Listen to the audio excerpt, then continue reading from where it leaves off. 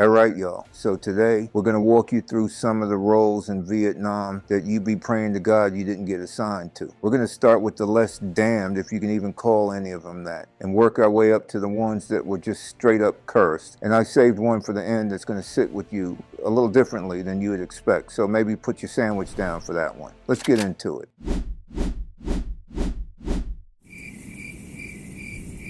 So let's start with the M60 machine gun. You probably heard of it, probably seen it in movies, maybe you know a thing or two about it already. But I want to talk about what it was actually like to be the poor bastard whose name got written next to this thing on the duty roster. Because carrying it through Vietnam was about as close to a death sentence as you could get without actually being sentenced to death. The M60 was the primary squad-level machine gun of the war. Technically, a crew-served weapon with a damn three-man team. You got the gunner, the assistant, and then the ammunition bearer, or better known as the mule, with a funny little job of carrying ammo through the jungle. The weapon weighed 23 pounds empty for the lucky guy carrying it, plus a minimum of 300 rounds on top of that. And all of this is getting dragged through triple canopy jungle, across rice paddies, up mountains in heat that's regularly pushing past 100 degrees. Soldiers called it the pig. Funny thing is, it was actually one of the lighter machine guns in its class at the time. But when you're the one schlepping it through the worst terrain God ever made day after day, it don't feel really light.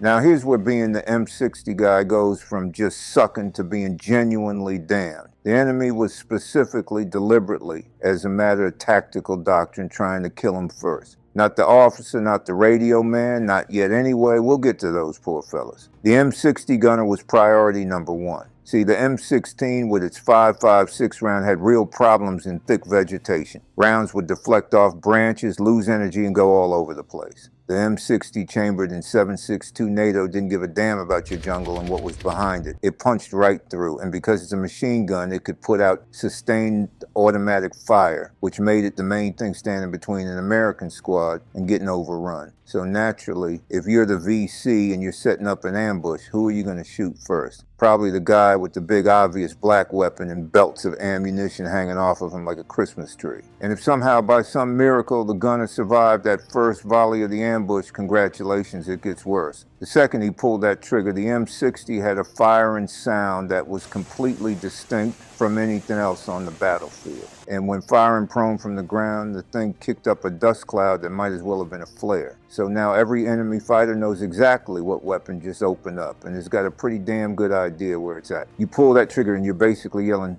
"Hey, over here, I'm the most important guy to kill." They used to tell guys in training, you got 7 seconds to live. That was supposedly the average life expectancy of a machine gunner once he starts firing. Now that wasn't a real verified number. It was more of a scare tactic they used on replacements to put the fear of God in them so they'd watch their ass a little better than the guy they were replacing, who was, not there anymore for some reason. So you show up as the new M60 gunner, and the first thing some crusty sergeant does is basically tell you you're going to die in 7 seconds. Welcome to Vietnam, kid. Here's your pig. Good luck. Experienced gunners, the ones who actually lived long enough to figure it out, they learned the only way to survive was fire and move. You open up, put rounds on target, and you get the hell out of that spot. If the terrain allowed it, if it didn't, if you were pinned in a stream bed or stuck behind a log, well, you were just sitting there advertising your position for as long as you kept firing. And you had to keep firing because that's what the whole squad is counting on. So you're damned if you do and you're real damned if you don't. And just to make sure the job was sufficiently cursed, the weapon itself had a lovely collection of mechanical problems that could get you killed all on their own. The most infamous was the runaway, the part that holds the bolt back until you squeeze the trigger wore down over time. And when it wore down enough, the gun just didn't stop firing when you let go of the trigger. It kept cycling rounds all by itself, completely out of your control, until either the ammo ran out or your assistant gunner had the presence of mind to grab the belt and rip it apart to cut the feed.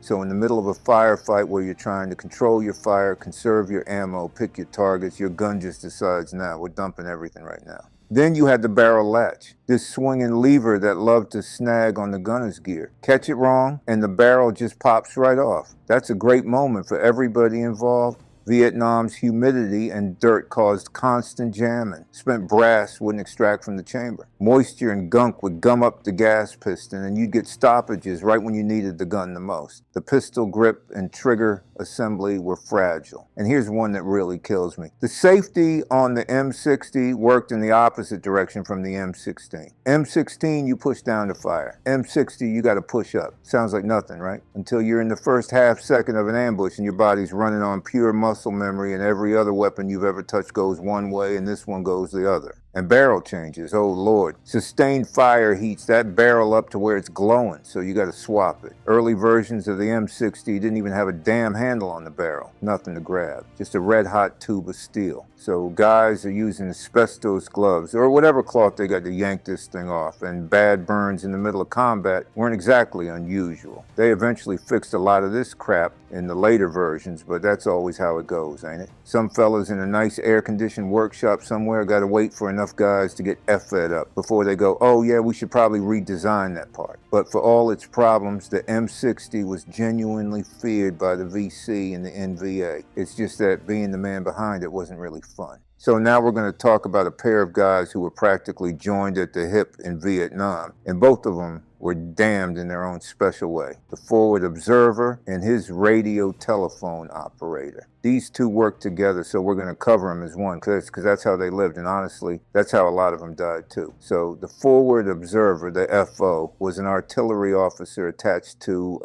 an infantry company. And when I say officer, I mean the most junior kind of officer the Army had, a second lieutenant, fresh out of training, 22, maybe 23 years old. They called him a butter bar, because that gold lieutenant's bar on his collar looked like a little stick of butter. Real intimidating. So this kid's job was to be the eyes for batteries of howitzers sitting on fire support bases miles away, or other forms of air power like bombers, fighters, or gunships. He's out in the jungle with the infantry, and when the shit hits the fan, he's the one who's got to look at what's happening, figure out where the enemy is, translate all of that into precise grid coordinates, and call it back so that artillery shells or bombs land where they're supposed to. He is the link between the guys on the ground and the most powerful thing the Army can throw at a problem. Now here's why this was such a damn job. The Army trained forward observers for a completely different war. Conventional doctrine had them sitting in fixed observation posts on a hill somewhere, scanning nice open terrain, directing fire from a comfortable static position where you can see what the hell you're shooting at. Vietnam had none of that. No front lines, no observation posts, no open terrain. You're moving through triple canopy jungle where you can't see shit in front of your face and you got to adjust artillery fire while having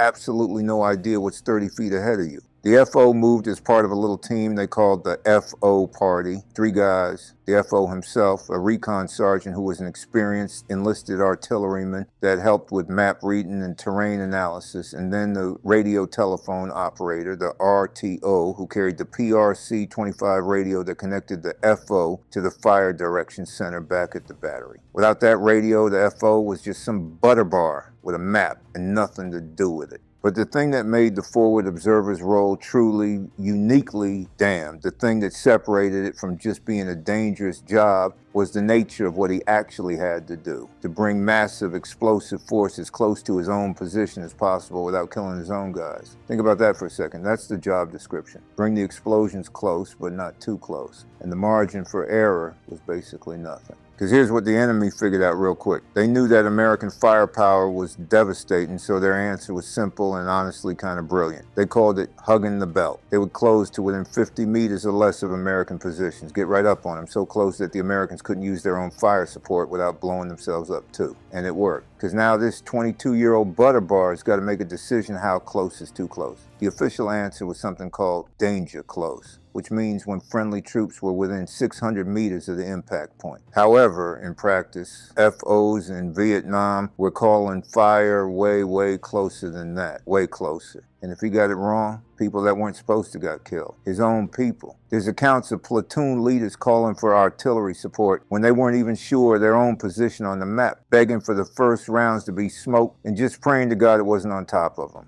And then there were the times it was on top of them. Friendly fire incidents from FO errors were documented over and over because some kid made a calculation in his head wrong while rounds were cracking past his face. And you know what? I ain't going to blame the kid. I'm going to blame the system that put the entire company's heaviest firepower in the hands of the most junior, least experienced officer in the unit and said, figure it out. And there were times where platoons got overrun, completely surrounded, no way out. And they called the strikes on top of themselves on purpose because they knew they were done and they weren't going to surrender. That happened more than once. That's about as damned as a human being can get. So now let's talk about the poor bastard standing right next to him through all of this. The RTO, the radio telephone operator. He was the man who carried the radio on his back, and with it, the entire communication lifeline of the unit. Every fire mission, every medevac request, air support coordination, resupply, every situation report back to battalion, all of it went through that radio. And the guy carrying it was usually just a rifleman who just got picked. Hey you're the new RTO. Congratulations. Here's 40 pounds of radio equipment on top of everything you're already carrying as an infantryman. The radio itself weighed 23 pounds, but by the time you added the spare battery, the handset, the short antenna, the long antenna, the accessory bag, you were pushing close to 40 pounds just for the radio setup. On top of everything else, this man was a pack mule with a bullseye on his back. The standard antenna was a 3-foot tape antenna, gave you maybe 3 to 5 miles of range in good conditions. In thick jungle, that usually wasn't enough. So for those situations, the RTO had a 10-foot sectional whip antenna he could extend to push range out to maybe 18 miles from a good elevated spot. A 10-foot metal pole sticking straight up out of your rucksack in a jungle full of people who want to kill you. I mean, you might as well strap a big neon sign on your back that says,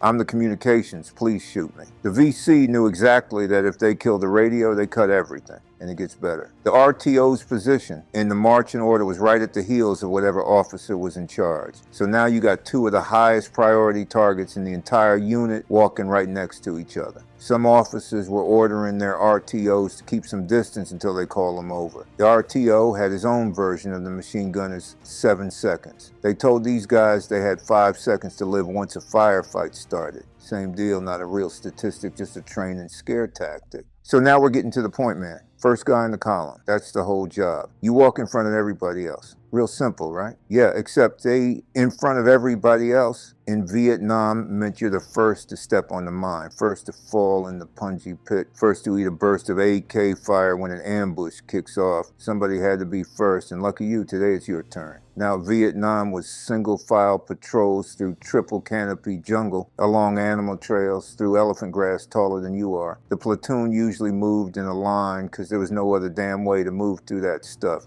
And the point man walked 25 to 50 meters ahead of everyone else. And his job, now listen to this, his job was to simultaneously scan forward for enemy movement, check his flanks for ambush setups, read the terrain for signs of recent activity, and watch the ground under his own feet for tripwires and booby traps, all at the same time, which is, not something a human being can actually do. So in reality, these guys were running on gut feeling, just that little tingle on the back of your neck telling you something. Ain't right here. Some guys had it, some guys didn't. And the ones who didn't, well, they found out too late. Because the booby trap was the point man's real enemy. And here's the nasty part. A lot of these traps were specifically designed to maim, not kill. A dead man is one guy out of the fight. A wounded man screaming on the trail needs 2, 3 men to drag him out. So one cheap little trap just took out half your fire team, and that screaming man makes everybody picture themselves being next. So who gets this wonderful job? Well, a lot of units just handed it to the F&G, the fucking new guy. Kid just showed up in country, don't know anybody, don't know the terrain, don't know what the hell he's doing. And they go, here you go, buddy. Walk in front of everyone, which is also colossally stupid because new guys were noisy, scared, and slow. Those are literally the 3 worst things you can possibly be at the front of a patrol moving through booby trap jungle. Now his weapon was typically the M16 set to full auto, sometimes a shotgun for the close range work. Because when you bump into trouble at 10 meters, you don't need accuracy, but you need to fill the air with as much shit as possible. And in free fire zones, the standing rule was, if something moves to your front, you shoot it, and you worry about what it was later. Because taking even 1 second to think about what you're looking at could be the last one you get. No fancy gear, no special training. Nobody even really taught you how to do this. Just a guy out front with his rifle and whatever instincts the good Lord gave him, knowing that every single step he takes could be the one that goes boom. Now, y'all surely heard about the tunnel rats before. It's one of those Vietnam topics that's been done to death, so I ain't gonna drag this one out. We're gonna hit the worst parts of it and move on, because honestly, the worst parts are more than enough. So by the mid-60s, the Viet Cong had built an underground infrastructure that stretched hundreds of kilometers, from right outside Saigon all the way to the Cambodian border. The Cu Chi complex alone covered about 75 miles. And we're talking living quarters, hospitals, training areas, weapons factories, storage depots, command posts, multiple levels. Some of them 3 stories deep, 15 feet below the jungle floor, with right-angle turns every 10 yards or so, specifically designed to eat the blast of a satchel charge before it could travel down the tunnel. They had ventilation systems that filtered smoke and dispersed tear gas. This was an underground city, and the VC would launch attacks on American forces and then just vanish into the earth like they were never there. So what do you do about that? Well, the Americans tried everything. Bombing was useless. 750-pound bombs landing 50 yards from a tunnel entrance did absolutely nothing to the structure. They pumped in tear gas, didn't work. The tunnel architecture just absorbed it and redirected it. Sent dogs in.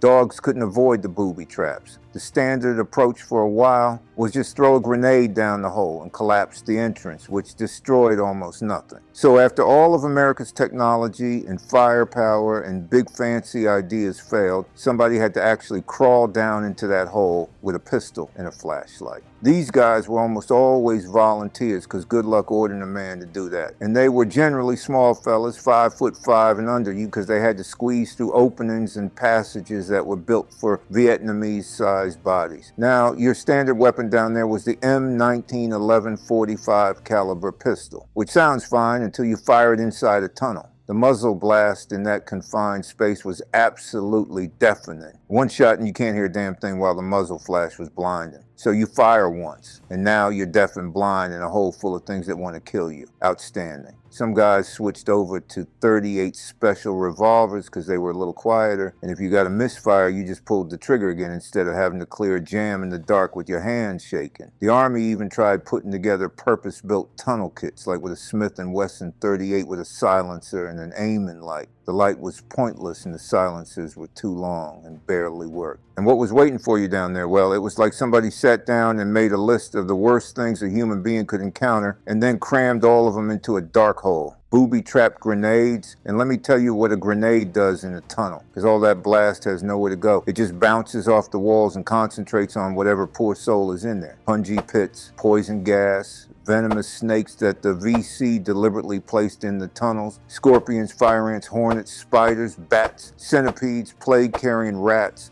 Just a real relaxing work environment all around. The tunnels were built so that every single bin blocked your line of sight. You could not see around a corner, and a VC fighter could be sitting right there in the dark, waiting. These guys avoided anything that dulled their senses down there. No drinking, no smoking, no candy, no gum. They'd smell you before you ever knew they were there. And if they came face to face, well, the kind of fighting that happened in those tunnels, I ain't even gonna try to describe it. I'd just look stupid. Sitting here in my comfortable house trying to put words to something that is so far beyond anything any of us can imagine from where we're at. It'd be insulting to even attempt it. Just know that it was as bad as the worst thing you can picture, and then 10 times worse than that. So that's the tunnel rats. Now for the last one, I saved something different, because everything we talked about so far, all of those are damned because of the danger, but this last one ain't like that. This last one was the most damned in a whole different way. Graves registration, GR. Their job was to recover, identify, prepare, and ship home the bodies of the dead, or whatever was left of them. More than 58,000 Americans died in Vietnam, and nearly every single one of them passed through the hands of these guys. That's what they did day after day.